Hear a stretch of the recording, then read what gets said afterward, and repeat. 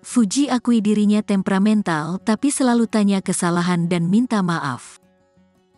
Berita terkini seleb, Fuji mengaku dirinya mudah emosi dan temperamen. Meski begitu, Fuji selalu mengoreksi kesalahan yang membuatnya emosi. Dan Fuji juga selalu minta maaf apabila dirinya emosi dari kesalahannya. Fuji menyampaikan hal itu setelah mantan karyawannya mengaku dimaki-maki dirinya. Dan untuk selanjutnya ia mengaku berusaha untuk menjadi lebih baik lagi.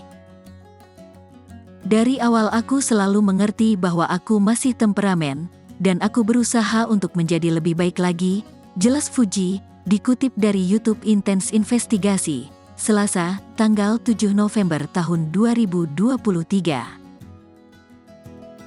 Di sisi lain, anak bungsu Haji Faisal ini selalu meminta maaf kepada siapapun jika berbuat salah.